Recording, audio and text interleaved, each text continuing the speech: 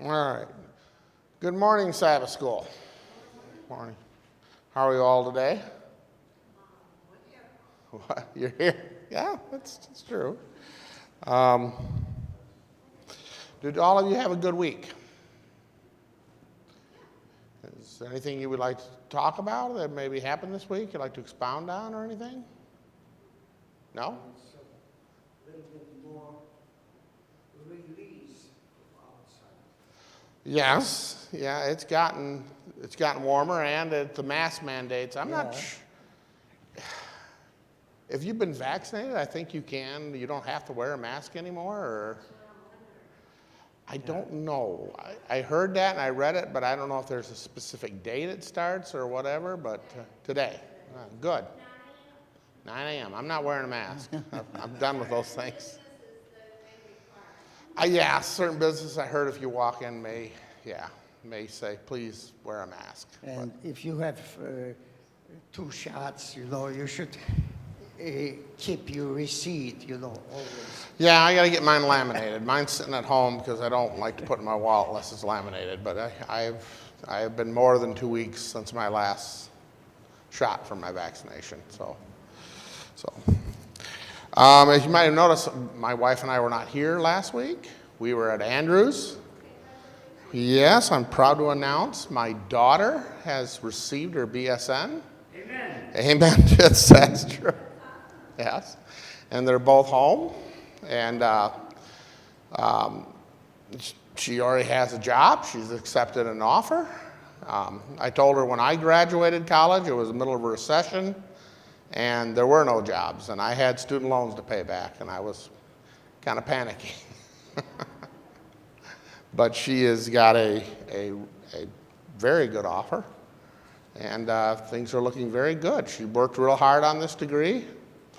A little miffed at Andrews, they wouldn't let us go into the church or anything and watch the graduation. We had to because of the mandates, had to watch it on a Zoom thing.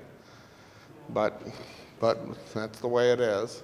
Will she be close by? She's, no, she'll be a couple hours away, yeah, but that's the way it is, So we're happy to do that. And my other daughter's home. She completed her sophomore year. And I think she's going to be your new church secretary for just the summer. So I think he is happy. They called me and asked me how they fill out the W-2s. And I'm like, all right. I mean, what did you put on your last job? You put the same thing. But I've been done.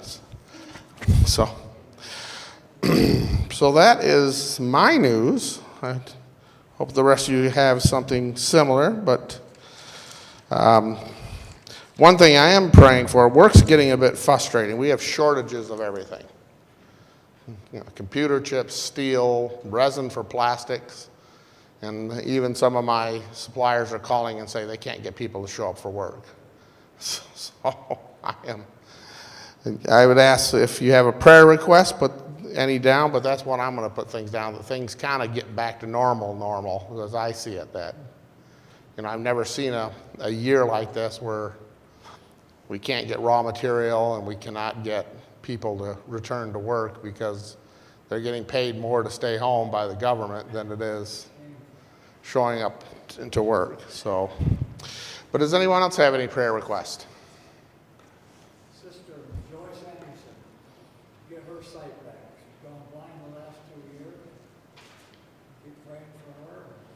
Hope it doesn't go for 3 years. Yeah. Jim and Becky Beardsley. Jim, and Becky. What's the last name? Beardsley. Berzig? Beardsley.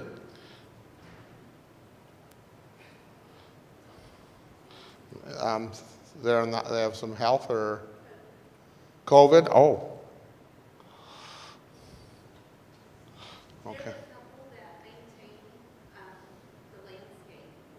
Oh, yeah.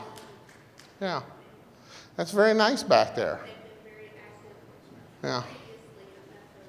Yeah,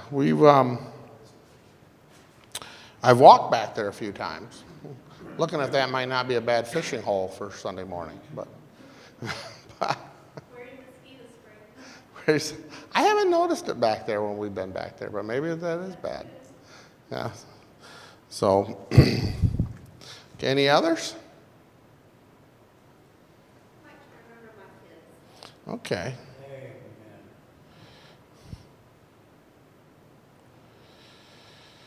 Amen.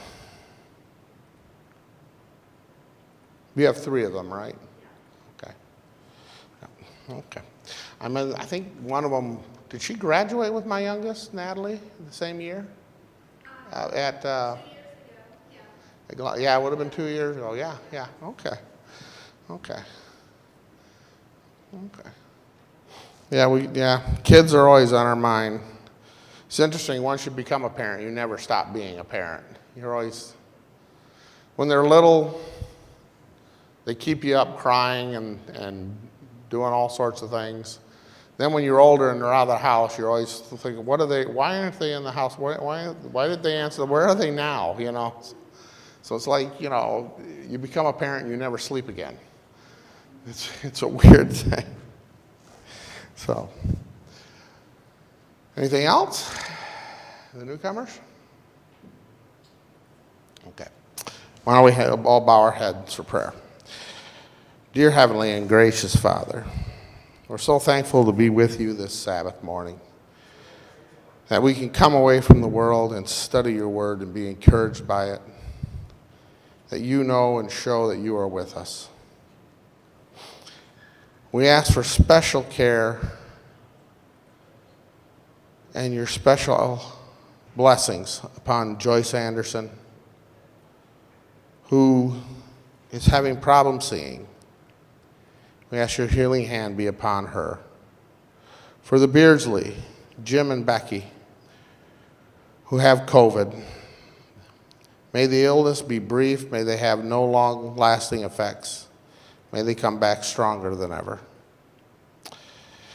And for Ginger's children, Pastor Bentley and Ginger's children, children are such a blessing to us, and we think of them often.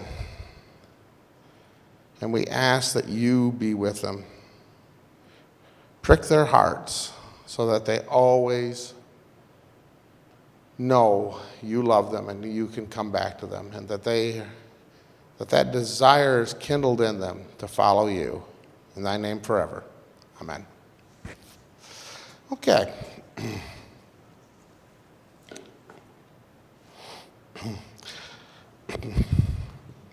This week's memory verse I thought was kind of interesting in this lesson. You've seen what I did to the Egyptians and how I bore you on eagle's wings and brought you to myself.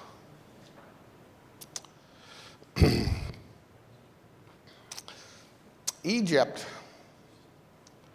when I read about this, I kind of read some things about ancient Egypt. Ancient Egypt was probably at this time the place to be. It was the most advanced civilization on earth at that time. But one of the things we found out is they worshiped everything in nature. In fact, they had gods of flies, they had gods of the toilet, they had gods of everything. And Israel is here. And God brought them out of that. And they were not just part of this culture, they were the hands and feet of this culture. They were the ones that, they were treated very, very badly. They were slaves. And when you hear this thing, you bore you on eagle's wings, what do you think of when you hear that term? Bore you on eagle's wings. That's what I was thinking, When I read that, I read eagle, and I thought the F-15 Eagle, a fighter plane that the U.S. has, and I know I read about that, and that fighter plane has never lost an air-to-air engagement with its enemies. It's not considered the top anymore, but at its day, it was considered the best thing there was. So we get a sense of power in eagles, don't we? that powerfulness. What else do you think about that? The male also, and the female both teach that baby. Well, yeah, it does talk about that in the lesson, how an eagle will teach its young how to fly. It Right. kind of pushes them out of the nest. Yeah. You Way know. up there. When I lived in Ohio, we had a rookery. Really? Every time we took the kids to school, the rookery was on that road. And we would see them all up in the trees, nesting and squawking and carrying on. It was really, and we always looked for them when we left for the house and went down to Yeah. school. Yeah. Yeah. Sparrows, eagle. Yeah, the eagles. One thing I always notice about eagles is they are a powerful bird. You don't. Well, they don't really mess with you, but you get a sense of awe when they're up there flying and so forth, and they can see what's going on, and they can get in. They can just come in and take anything. But okay. In Sunday's lesson also, or Saturday's lesson, it talks about a sermon that HMS Richards gave. Now, HMS Richards, I never heard him preach. I'm not that young. I don't think anybody here is that young. You heard him preach? Oh, did you? He was the original voice of prophecy, is my correct? On the radio. Interesting story. I was going to save this to the story about the Kingsman Redeemer, but my mother, she was not raised an Adventist. And the only one in her family who was an Adventist who kind of introduced her to Adventism was one of her aunts, her Aunt Thelma. It's not a name you often hear nowadays, but that's how Adventism started in my family. And she got interested in it, and her Aunt Thelma got lessons from the voice of prophecy. She received them by mail, and she started doing the lessons, and all of a sudden they stopped coming. And then she met my father, and she got married, and then after she was married, the lessons started to come again, and she became an Adventist. And that's part of my connection of becoming the church. It's a rather strange story, but that's how it is. So yeah, I was going to save that story of the Kingsman Redeemer, that there's always going to be somebody in your family that's going to be important, that's going to tie your family to the faith and God's message. But I think about that. I thought about that when I read this HMS Richards. Here was this one aunt. I never met this person. My mother told her about it. She was an Adventist. She got interested. She got her signed up with the Voice of Prophecy, and these lessons came, and that's how she became. How this all ties in and so forth. Last time I saw him, he preached in our camp meeting, Grand Ledge, Grand Ledge? 1970, yeah. 1970? 17, here we would say. He signed my Bible, Oh, he did? and I present him, and I open front pages of the Bible. He covered, and he signed on the cover, on the last page. He said, I don't sign any time in the front page. This Yeah. is graciously I received this signature. Yep, one of the great patriarchs, I guess you would call. Yeah. Now it talks about a boy who was poor, and he had to share his meals with his brother and other family members. It's hard to me to imagine that, because I grew up on a farm. We always had plenty of food when I grew up, but I remember my parents always told you have to finish what's on your plate. You got to clean your plate, because wasting food is a sin. And I think they came from a generation where maybe you went to bed hungry and you didn't waste food. Me being the smart mouth I was to my parents, they'd always say, if you don't, there's people in Africa who would want that food, and I remember saying to her well, let's send it to them. And then of course, I got in trouble for that. But talks about a boy, and he gets a full glass of milk. Now, I remember when I was young, my mother always used to make us split the stick of gum in half. You know, share it with somebody. You never got a whole stick of gum. And that's because when she was young, she would split the sticks of gum in half. But this boy, he's got a glass of milk, and he asked the nurse how much should he drink? You know, because he's got to save some. He's thinking he's got to save some.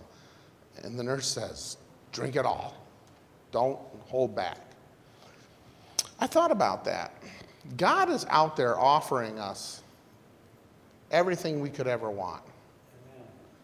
Why do we hold back?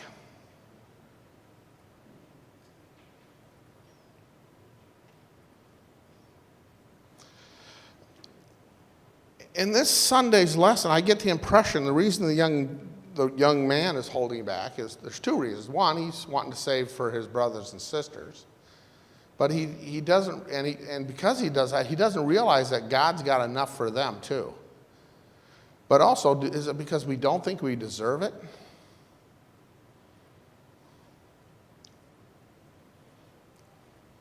That's a common thing. You know, we don't think we deserve it. And I think one of the things we need to remember is that God wants to give us everything he can. I don't believe in this Christian first class, the Joel Osteen kind of preaching and so forth like that. But I believe God has gifts for us, and he wants us to accept these gifts. And like he did for the Israelites, I'm going to come and bear you out on eagle's wings, powerful wings.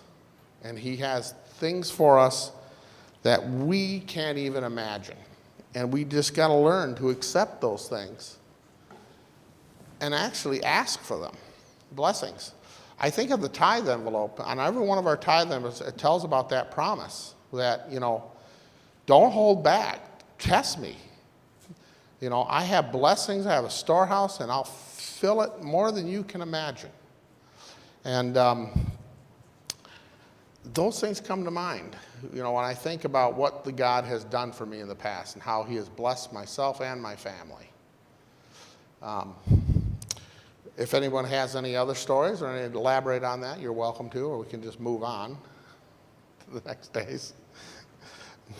I kind of get off on little tangents when I think about these lessons and so forth, and that's a kind of a problem of mine. But it also talks about the imagery that God gave to his people. On Monday's lesson, again, it talks about eagle's wings. And God had to really kind of bring the Israelites out of Egypt, eagle's wings. Do you think how many years had they been in captivity in Egypt? 430 years. It's a long time, isn't it? That's longer than this nation's been around. 5 generations. Do you think there was a strong knowledge of God in that 5 generations, being steeped in a culture like Egypt? We know it was somewhat there, that Moses was trained by his mother in the ways of God, but I think it was very much diluted. And they wouldn't even know how to get out of those things. So God had to come in. And I thought about that. God came in and did for them what they had not even the power to do for themselves.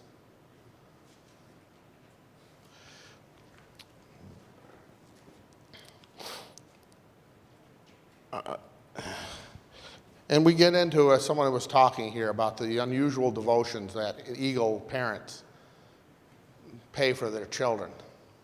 They do what? They teach their children how to fly.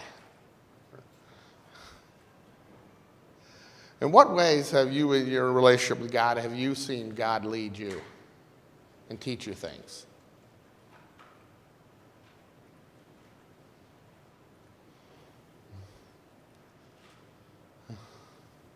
Well, I think it does it with our children. If you've been a parent, you learn to pray for your children, right? All the time, and worry about them. One of the things I had to learn was not to be too bossy with my kids.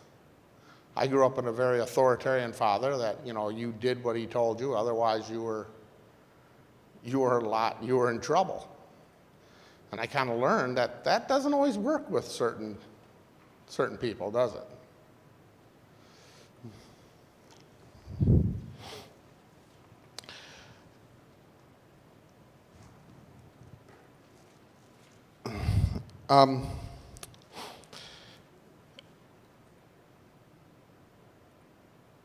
Now, on my experience, when you think about God's unselfish interest in us, one of the things I've seen is He's blessed me at work very much for things I didn't deserve or do. Thank you greatly.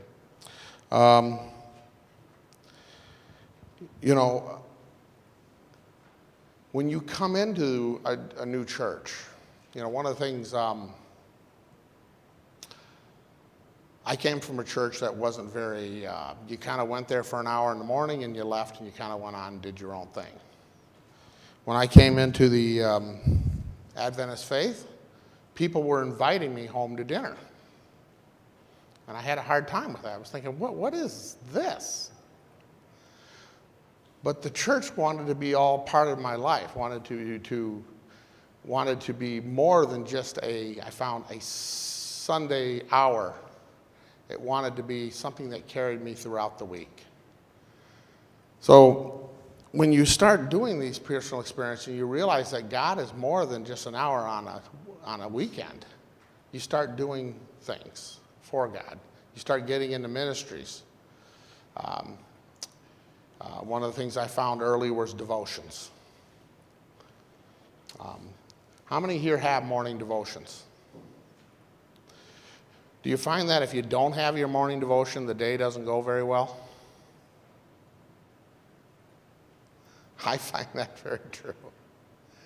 That you got to have those things. And that's one of the things God teaches us. Spend your day with us. And so forth. Yes? Interesting about in Egypt, they have so many gods, and they even didn't know where they are. Mm-hmm. But if God wants to introduce to Israel, He came down. Mm-hmm. And He said, I am you, God. Mm-hmm. In the beginning, like Moses, he, I think, didn't have a close picture. See a burning bush. And he found a God. Mm-hmm. And God. Mm-hmm. And you see, understand what maybe life. Mm-hmm. Because other way from Egypt, He brought with himself to the whole Israel, which He wants to tell us. Yeah. Thing Israel did, right? That He said, I'm good, right? Except that. I think this is dying, but one of the things. Yeah. He wants down to them. Yeah, you come to them. Even if we're supposed to, and it's I just can't worry insignificant every aspect of there, and lead us. And so the anxiety really spoke, but this world today, did right when Jesus maybe provide God and you're worshiping it. The resources, but when you really think of it, provide. But I'll some of it. So I think and. Be here among you. Yep. Much better. A little scary, that doctor, right? Because, we haven't had a. Is that money is just one of those who have. Oh, yes. Abraham. That's the important man in the eye of the king. And when we get. And then Our father was around, little things. full assignments. Usually you've set, New employee is a very quick learner. yeah, because they're into the job, right? They wanted to perform well. Yeah. Yeah. But if you give them a big assignment and they don't know, let's say you tell them, I'm an engineer, you tell them, I want you to develop this happened to a young lady. She got newly hired and I was the program manager, the technical program manager on this, and they gave her, we're going to teach you, got to learn to develop a tailgate. And she came to me and she was totally flustered. She didn't understand anything that was going on. And I looked at her and I went to her boss. I said, why did you give her this assignment? She's brand new out of college. She's going to fail. She goes, well, I don't really have anybody else, but we'll watch her. I understand what you're saying. I understand what's going on. I felt so sorry for that young girl. She came out of meetings frustrated and crying and so forth, and I had to, of Egypt. You don't know, but he says, go. Yeah, we would. And hopefully, the lamb represents the angel of death by the grace of God. Therefore, do something. Yes. Just show them enough to them. Yeah. First, that they come to one was big idea. Oh, Pastor, really don't get to know him personally. That he's a godly man, and so You understand him. about this. I brought this up to my girl. A miracle like that, I have to think and see the pillar of fire and the miracle and doing a number.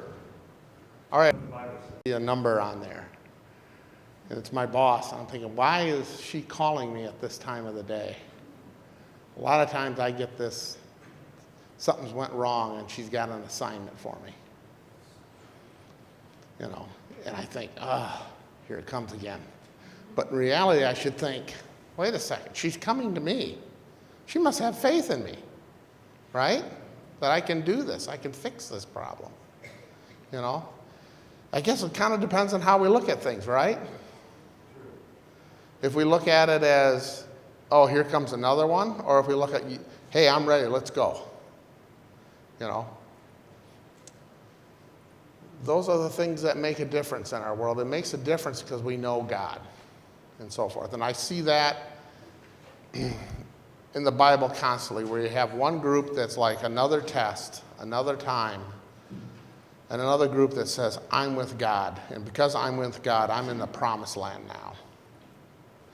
My salvation is now, and I don't have to worry about all these tasks.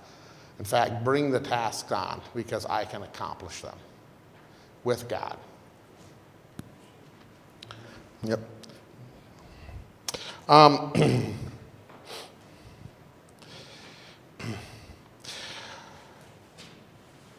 Now, God has these covenants, right, with his people. Why was a covenant necessary in the first place? Wasn't his covenant with Abraham good enough, or the covenant we had way back with Moses? Why did God make a particular covenant with the children of Israel? Love? Why would he love the Israelites? They're slaves.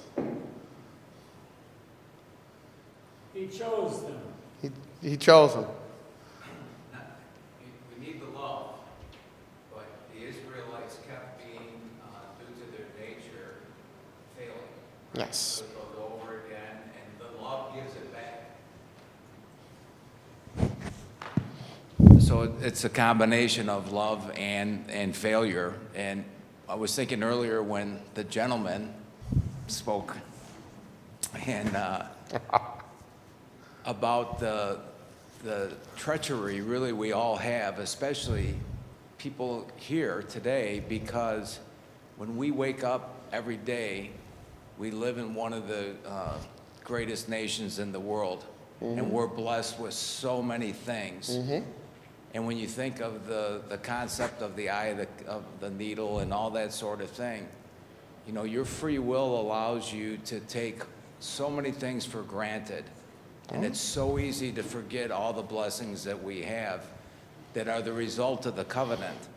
So it's, as we learned earlier in this quarter, that the covenant's a two-way street. And it's so easy for us to take for granted and get away from all the things that we have and not rely on Jesus and God to be with us in the littlest of things like we mentioned earlier today. Yeah. Covenant's I like that. Covenant's a two-way street, you said, right? What does God ask us to do in the covenant? When you say that two-way street.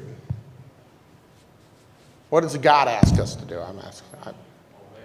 Obey him, right? Now,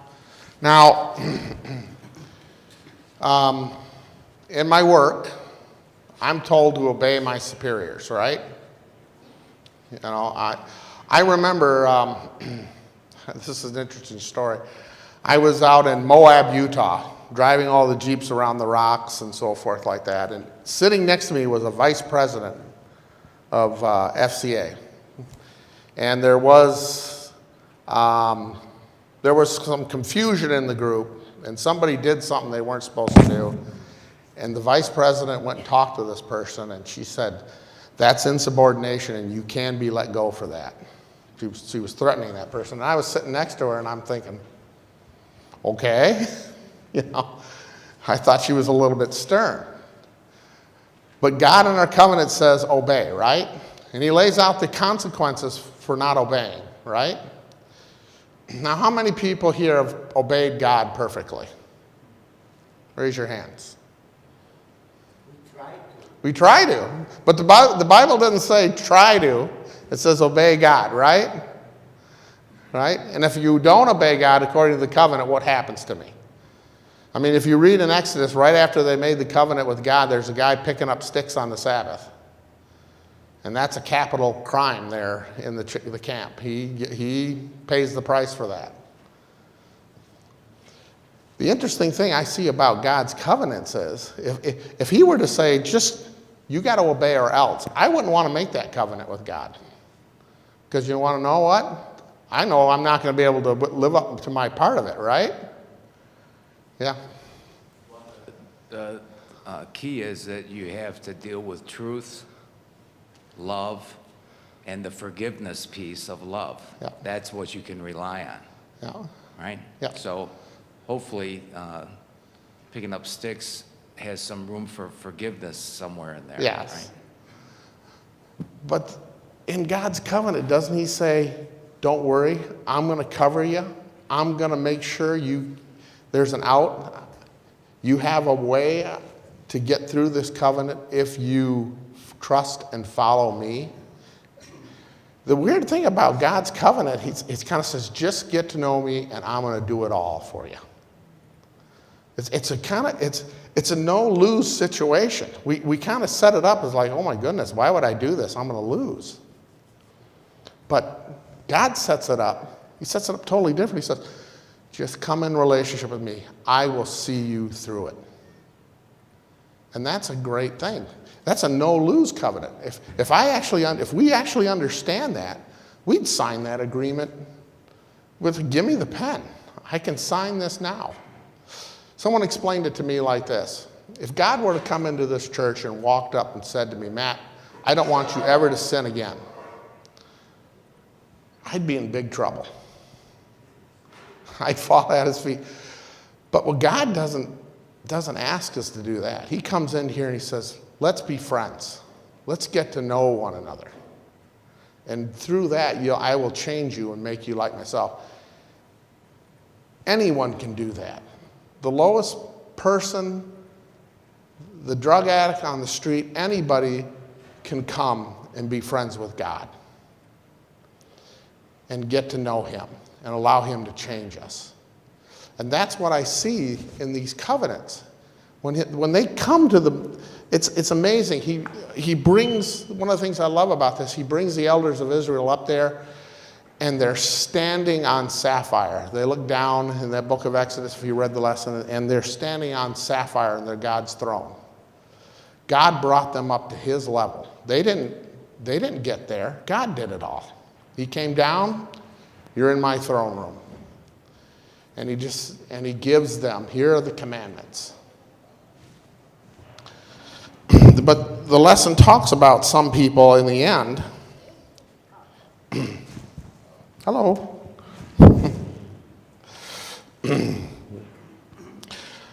Israel's response to the covenants. In Romans, trying to get my, how Israel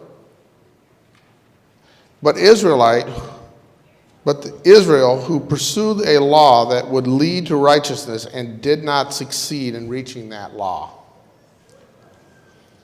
Israel failed, didn't they, in the end? Why? Because when Jesus came, he wasn't what they wanted. We talked about the love of money, an idol that somebody may want instead of God. What did Israel want instead of Christ? God said he'd make them a great nation, right? Were they a great nation? I think they were. Believe it or not, Israel had a special place in the Roman Empire. The Romans kind of admired them to some degree. Some of them did. But they didn't succeed because they wanted not what Christ had offered, but what the world offered. And that is something I find that we have to worry about. Jesus did leave us a warning in Matthew 7, and he said that enters the gate and difficult is the way which leads to life, and there are few who find it. The narrow gate, you have to discard all your idols. Yeah. You won't fit in the narrow gate. Yeah. Wide gate, sure. Yeah. You can take all your junk with you. But to me, it's a warning. It's a solemn warning that some people, I think, overlook. Some you think it's keep the commandments, but a narrow gate, I can't take all my baggage with me. I just have to take me. You have to take you. Yeah. Found that out moving our girls home this last week, and all that stuff we packed in the car. And after a while, you start wondering, I got a Dodge Durango we're putting it in. I think, is this all going to fit? It did. My one daughter's pointing to my other one.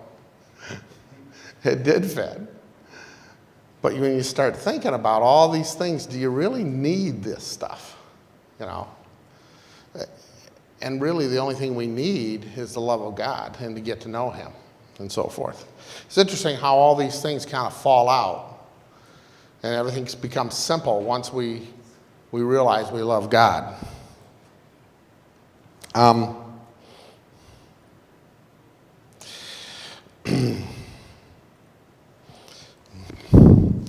In the Friday's lesson, it says the spirit of bondage is endangered by seeking to live in accordance with legal religion.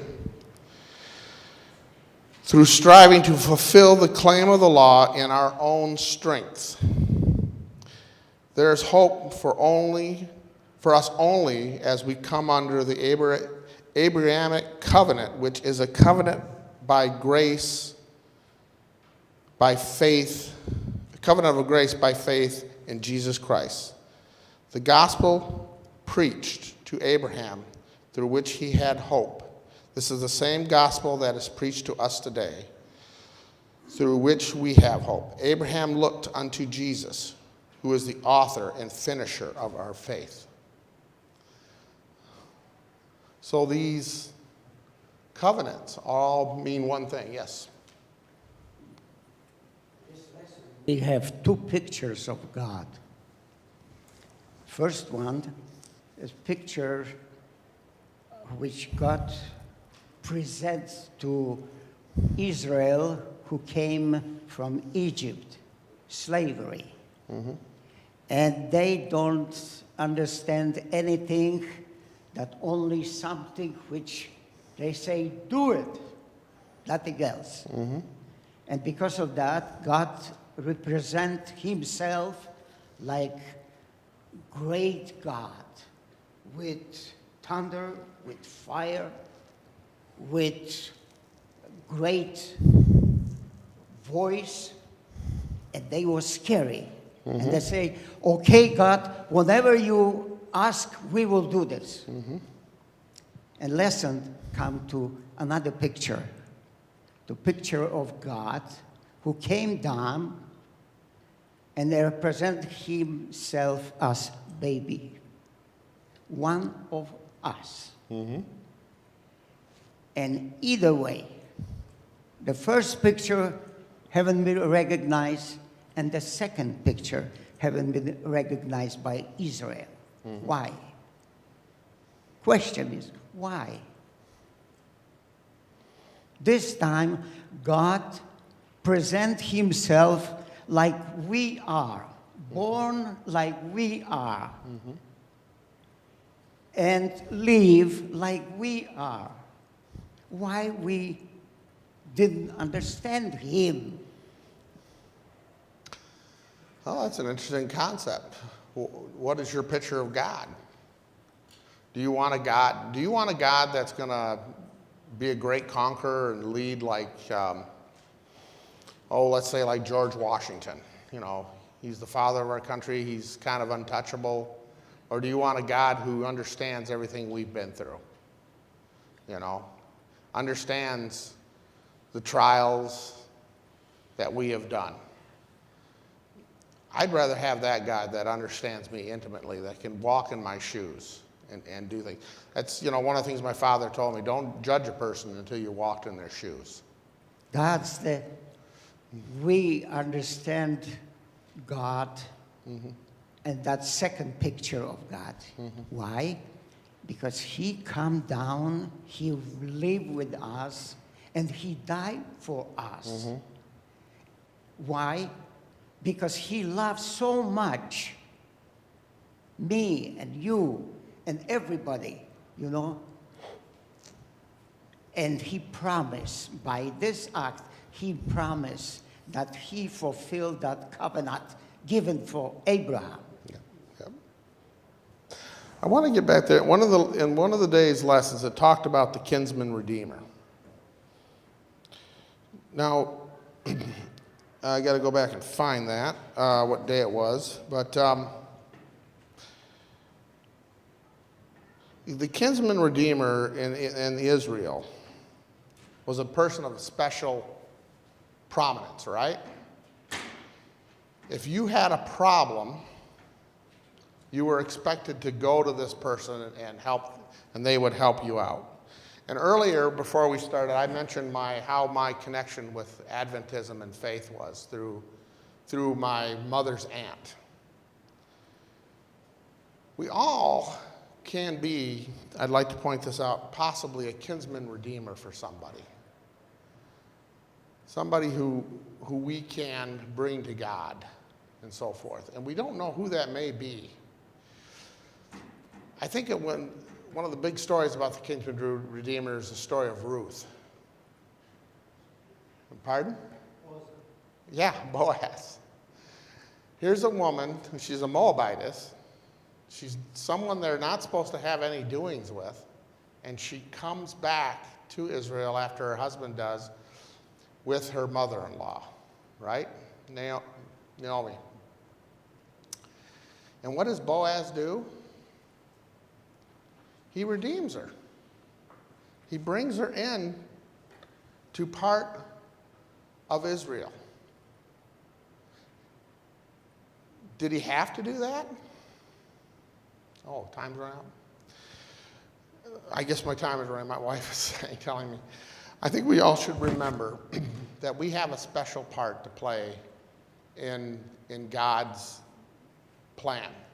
And there may be somebody, maybe a niece or a cousin, such as my mom's part, a niece, where you may have some sort of special contact with them and you can introduce them to Christ.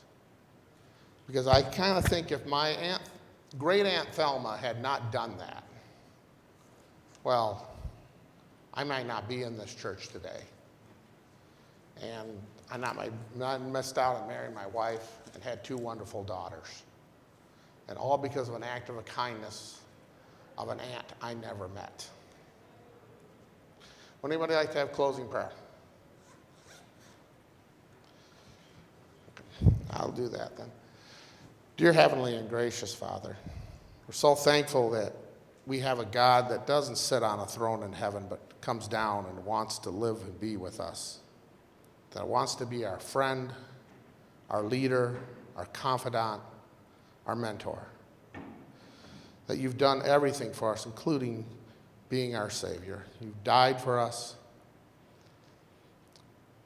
May we be worthy of that. May we live like Christians should live and tell others of the great joy that we have in knowing you. In thy name forever. Amen.